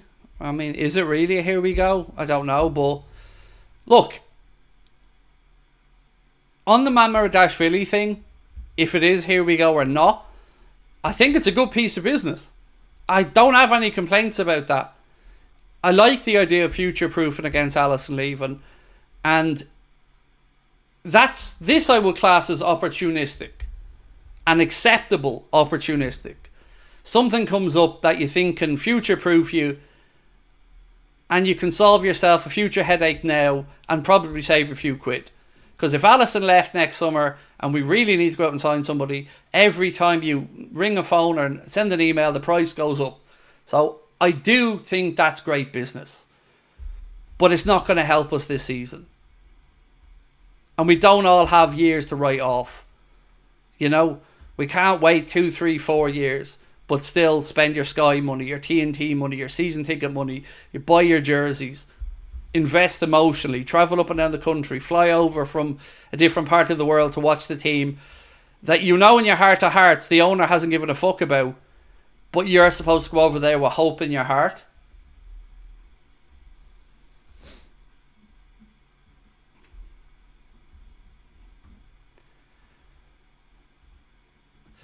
The breakdown of that deal yesterday, Craig, was on point. Really helped me understand why it went down and why it was a smart move despite the glaring problems of the upcoming season. Yeah, look, it's genius. Truly, this is a deal I would say is good business. But it doesn't help us out in this window. But fair play if we get it done. But ain't going to help us now.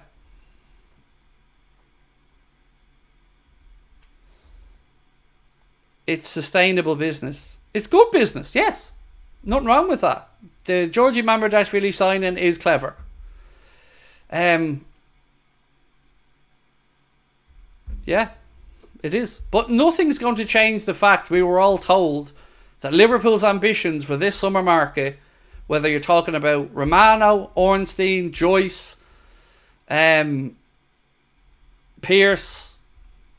Bascom, Mr. Lynch, any of them, everybody was writing that Liverpool's goal for this summer transfer window was, without any hesitation, a centre-back, a midfielder. Most of them said forward.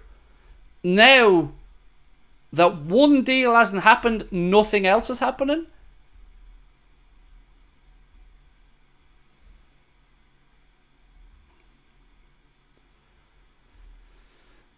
They'd make money back from shirt sales too, which is just mad. Exactly. And unlike a lot of other football clubs, so let's say you went to, pick a club, you went to the Fulham club shop to buy a Fulham jersey. All Fulham will get from the sale of that jersey, on top of course, whatever they got from the kit manufacturer up front, is a merchant's cut. The same if it was sold in Sports Direct, JD Sports, or whatever your local sports shop is. But our deal with Nike was less money up front, but 20% of any sales. So it stands to... How do I say this? It stands to reason that bringing in somebody like a Zubamendi or a shirt seller would offset some of the costs, and certainly would, if nothing else, sell a shit ton of shirts that would look really attractive to your next shirt manufacturer, Adidas, and only look good. It's win-win-win.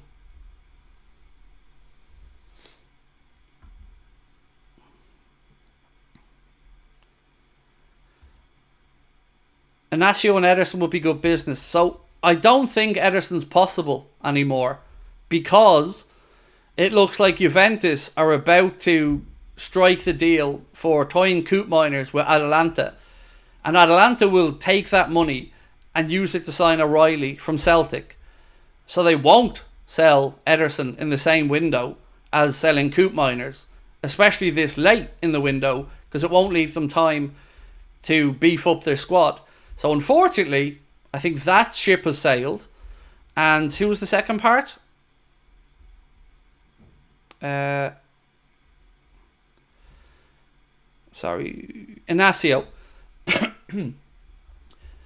Why didn't we sign him last summer? Because we needed a centre-back last summer, and his name was being bandied about, and it was for about the same money that the reports say you could get him for now. So why didn't we do it last year then, if the club had already decided that he was the one? Maybe there are answers to these questions. Maybe I'm just an idiot, but I just can't think of the answers. No, there is no news. For everybody coming in saying, is there any news? No, not really. Not that I'm aware of. Look,